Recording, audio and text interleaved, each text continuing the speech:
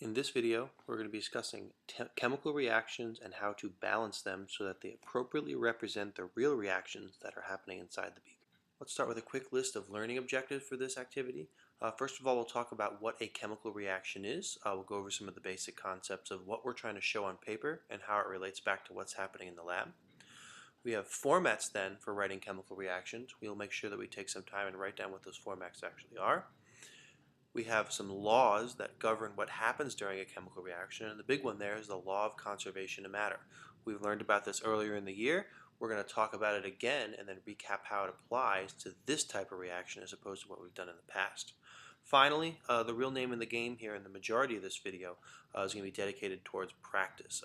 Like naming chemical compounds, balancing a chemical reaction is something you get good at via practice. It's not something you're good at or bad at. It's just have you practiced enough. I'll get you started on that process and then send you in the direction of places where you can get your own practice problems to develop your skills. First, we'll start with what is a chemical reaction. It's one of those fundamental concepts that can be difficult to describe sometimes. So I'm going to try and define it in a couple different ways on this slide. First of all, a chemical reaction is when new chemical compounds are formed through the interaction of two or more original chemical compounds. You take some ingredients, some things you start with, you combine them together into a container, something happens during that process, and as a result of what happens, you end up getting new chemical substances formed with their own unique set of properties. We've described this earlier in the year as something known as a chemical change, when something has happened to your substance that results in new chemicals being formed. Back in the day, we defined chemical changes in terms of what being a chemical reaction. Now we can think of a chemical reaction as being in terms of what a chemical change actually is, to relate it back to an idea that we're already comfortable with. What a chemical reaction also does for us is it shows how bonds break and form during the chemical reaction. And that's really what's happening in this process. You're taking the bonds, the ionic and covalent bonds in the reactants, you're breaking those bonds apart, and as a result we are creating new bonds for our products and the new substances we form. The reason this occurs is that these new compounds are more stable than the originals.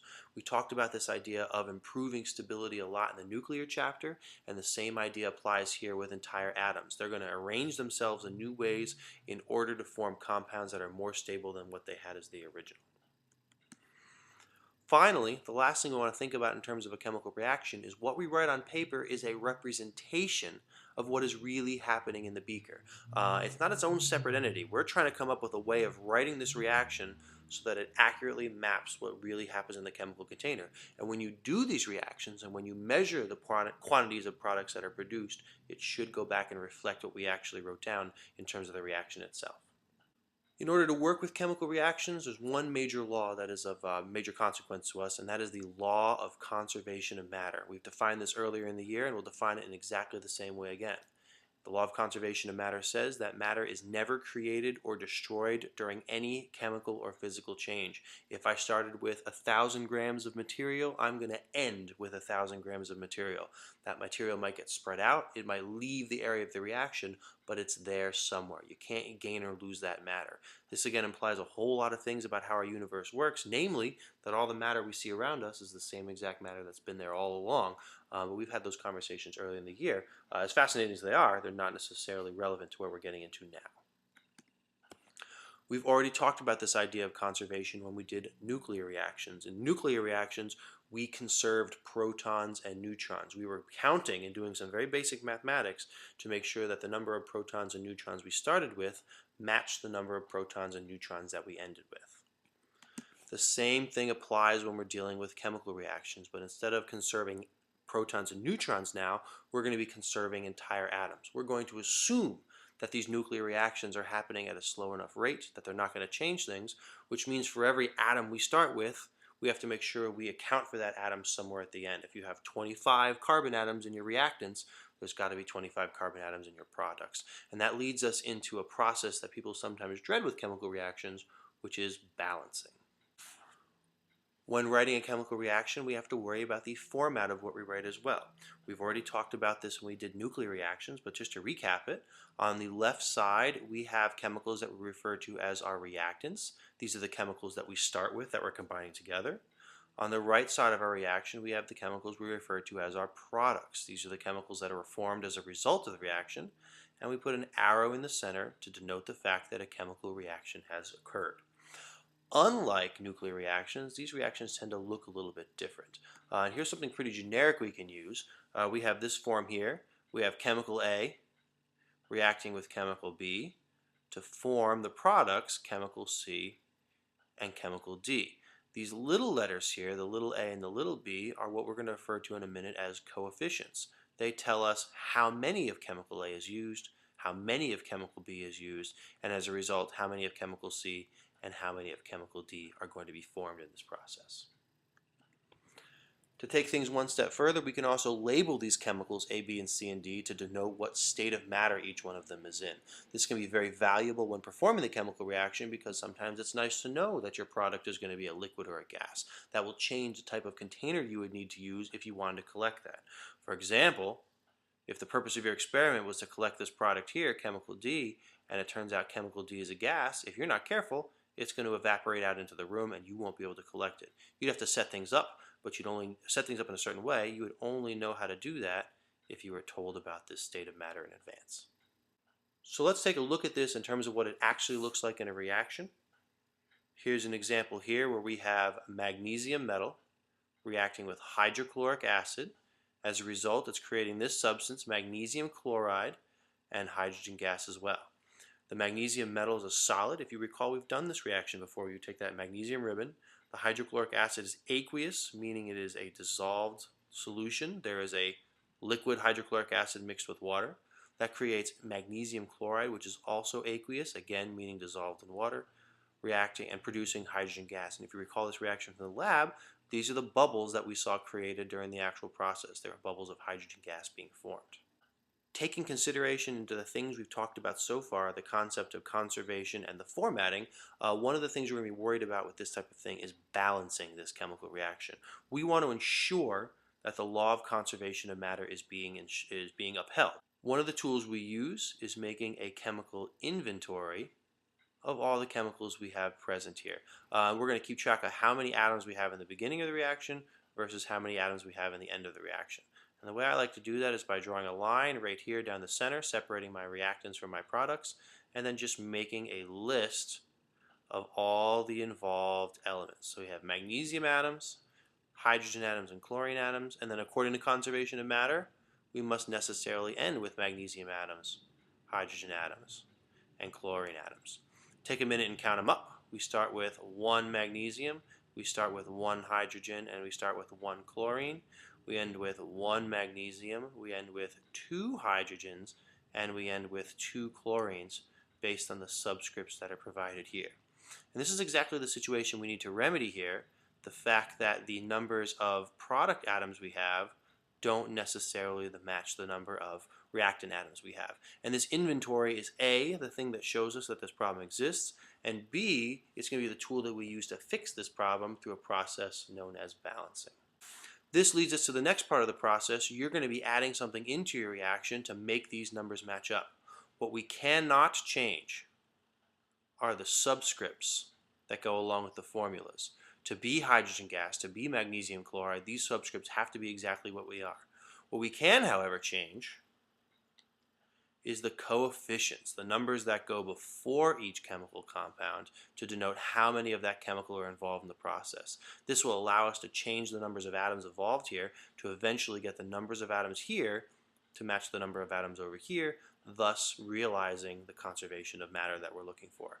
We call those numbers coefficients, and in the term of this reaction, we're going to need only 1. If we were to place a 2 here in terms of our coefficient, that would make us have 2 hydrogen atoms and 2 chlorine atoms, and now we get our numbers all to match. We have the right number of magnesiums on both sides, the right numbers of hydrogens, and the right number of chlorines. And this is what we're talking about when we discuss balancing a chemical reaction. The real question we have to work on now is where do these numbers come from, and how do I figure out what coefficient goes into each place? And that's what the last piece of this puzzle is going to be. Before we dive into the actual balancing process itself, I like to show this a little more graphically, which is exactly what this diagram here is designed to do.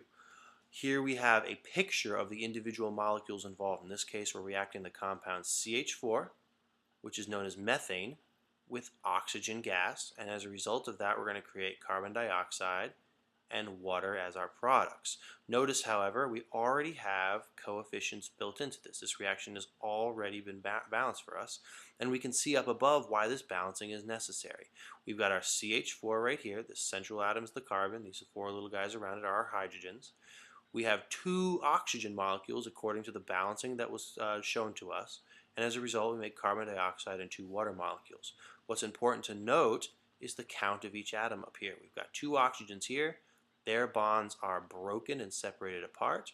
Those four oxygen atoms from the two O2 molecules get placed here. Two of those oxygens attach to our carbon atom, and two of those oxygens act as the center of our water molecules. We can go through the same thing. Here's our one carbon. Here's where that one carbon ends up. And here are our four hydrogen atoms right here. And again, we can keep track of where they all end up as well. 1, 2, 3, 4. What I'm really trying to show here is the fact that balancing, coming up with these coefficients, is really just the act of ensuring that every single atom we start with over here on the left gets accounted for over here in our products as well. They're all there, ensuring that no atoms are created and no atoms are destroyed. Again, the real goal here is making the reaction on paper, which is what we're writing, match what actually happens in the container, which happens in the beaker. What happens in the beaker follows conservation of matter, so we have to tweak our reaction so that they follow conservation of matter.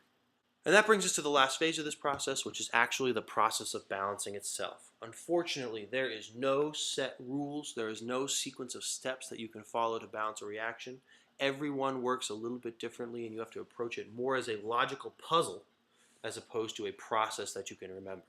There are some tricks and tips you can use in terms of getting efficient at this process, but mostly it's going to boil down to practice, investing the time with practice problems until you can do these without having to get too upset about them. The first tool at our disposal here is what we talked about previously, and that is doing the atom inventory. Make a separating line separating the reactants on the left from the products on the right, and start doing your actual inventory. We've got hydrogen atoms, and we've got oxygen atoms over here. Necessarily, we have hydrogen atoms and oxygen atoms over here. I think it's very helpful, by the way, to have your inventory be the same on both sides, meaning that it's in the same order. It allows you to compare things side by side. Use the formulas up above and start counting. We have two hydrogen atoms, and we have two oxygen atoms based on these subscripts. Over here we have two hydrogen atoms and only one oxygen atom.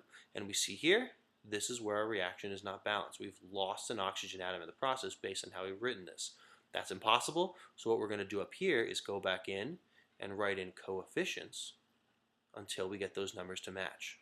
The way I like to start this problem is to focus on what's not balanced and figure out the coefficient that's going to fix that. The key here is to work with one atom at a time. Don't worry about what's going to happen with the hydrogen. Focus on fixing the oxygen for now. To fix that oxygen, we need more of them. And I'm going to put the coefficient 2 in up here. That's going to get me the two oxygens that I need, but it's also going to change my hydrogen count from 2 to 4.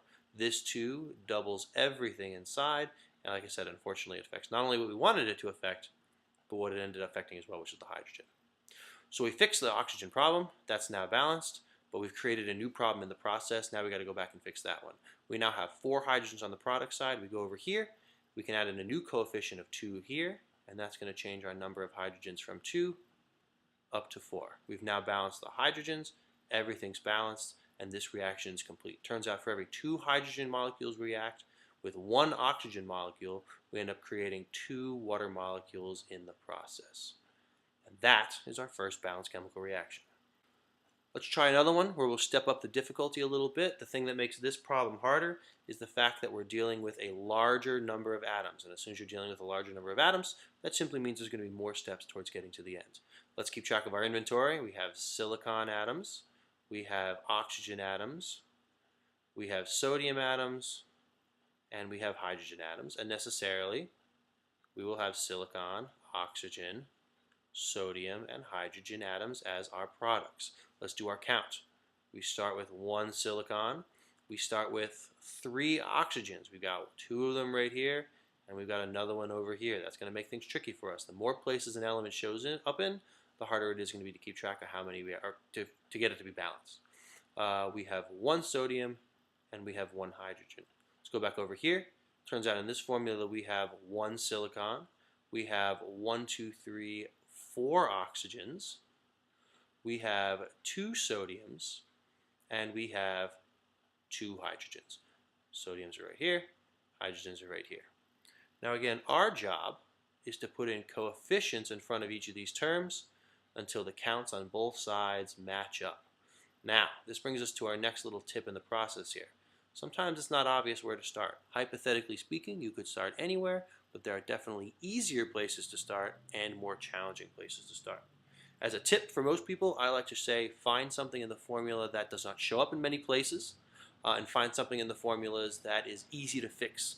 And the thing that jumps out at me in terms of something that's easy to fix is this sodium balancing. Sodium only shows up in this molecule and this molecule, as opposed to, say, for example, oxygen, which shows up everywhere. Sodium only shows up in these 2 places, and it looks like it's an easy problem to solve. I can place a 2 right here, and that is going to give me the number of sodiums that I'm looking for. But it's also going to change a lot of our other counts. In this case, it's also going to change the number of oxygens. I have 2 oxygens over here, and now I have 2 oxygens over here for a total of 4. And it also changes the number of hydrogens. I have 2 hydrogens based on this formula here, and that changes that number to 2. This balanced the sodiums for us, it balanced the oxygens, and it balanced the hydrogens, and we were able to leave the silicons alone. So even though this seemed like it was a challenging problem to tackle, turns out it ended up being pretty darn easy simply because that first step for us ended up balancing all the things that we were looking for. Let's take a look at another example. This one was probably going to be a little bit harder.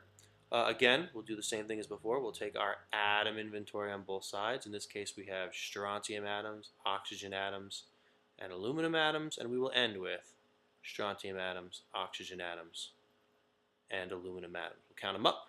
1 strontium, 1 oxygen, 1 aluminum. Over here we have 1 strontium, 3 oxygens, and 2 aluminums that we have to work with. Again, we got to figure out a strategy for where to start. Pick something that's easy to work with.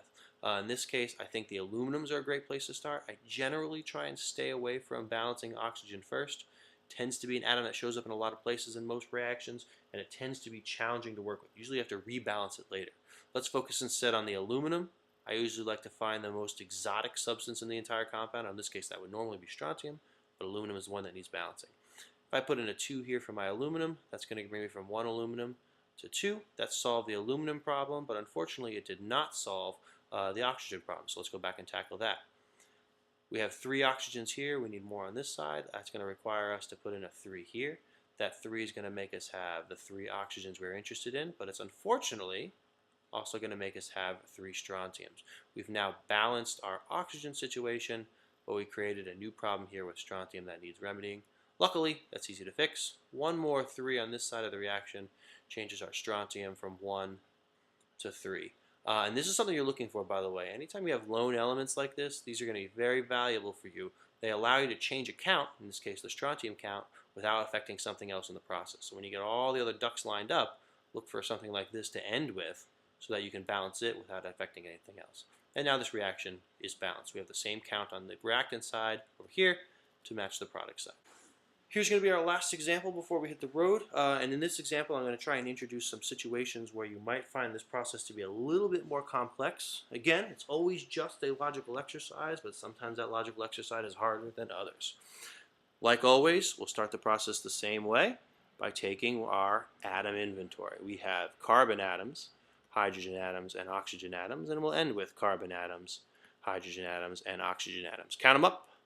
2 carbons, 6 hydrogens, 2 oxygens.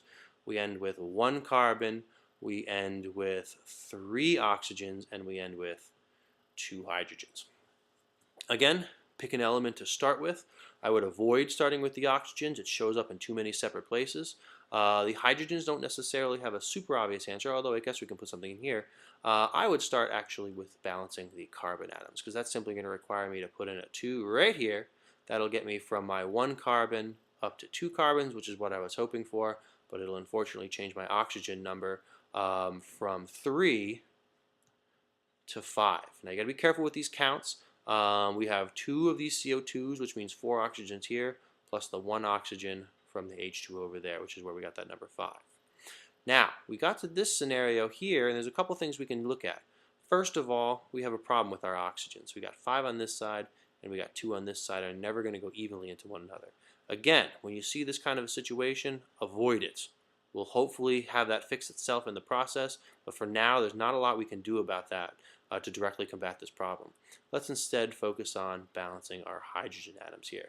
According to what we have here, it looks like if I place a 3 in front of the H2O, that's going to get me from 2 to 6 hydrogens, and that's going to get me from 5 to 4, 5, 6, 7 oxygens. We've now balanced the carbons, we've now balanced the hydrogens, but now we still have a problem down here, and we still haven't sorted out our situation. We've got 7 on this side, and we've got 2 on this side, and there's no coefficient I can ever place in front of the oxygen to solve this situation. What this means is we have to go back to the beginning, add in a new coefficient, and hopefully reset the thing. And the problem we're dealing with here is the fact that we end up with an odd number of oxygens on this side, and those odd number of oxygens are coming from the water molecule. And the reason we're forced to do this is because we're trying to match this water molecule back up to this C2H6 molecule from the beginning. And no matter how hard you slice it, you're never going to find that coefficient. Here's a trick I usually recommend in these scenarios. When you run into this situation where you have odd and even numbers, double something. For in this case, we're going to double the C2H6. At first, that's going to seem like a random thing to do, but what doubling is going to do for us is it's going to eliminate the odd number we were dealing with before. And I'll show you what I mean. Let's do some recounting here. We now have 4 carbons to deal with, and we now have 12 hydrogens, and we haven't changed the number of oxygens. Well, now we got to go back and rebalance everything else. This 2 over here now has to change to a 4 to get us the 4 carbons that we were looking for. That's also going to get us 8, 9, 10, 11 oxygens that we're dealing with here. We have to rebalance the hydrogens. We're not going to use 3 anymore up here. It looks like we're going to need to include a 6. And you might start seeing how this is going to help things a little bit because that 6 is getting rid of an odd number. We've now got 8 oxygens over here, and we've got 6 oxygens over here, which now brings us to a total of 14 oxygens. And notice now we've got that even number. We can now put in a coefficient over here of 7, because 7 times the 2 oxygens will get us the 14 we're looking for. Again, this is a scenario where the problem's a little bit more complicated simply because there's some more mathematical hurdles to kind of get through here. We had an irreconcilable odd and even number to deal with. We solved that by using a little trick by doubling any one of the reactants or products and then recalculating everything, and that doubling process ended up solving things for us. More than anything, I want you to recognize that there are problems like this that are going to be more challenging. It's simply a matter of you being a little flexible mathematically in order to kind of tackle these. All of this comes via practice. I want you to take a look at the bottom of the web page associated with this. There is a long list of practice problems there, some of which are homework, some of which are not. Your job is to try as many as necessary until you're comfortable with this process.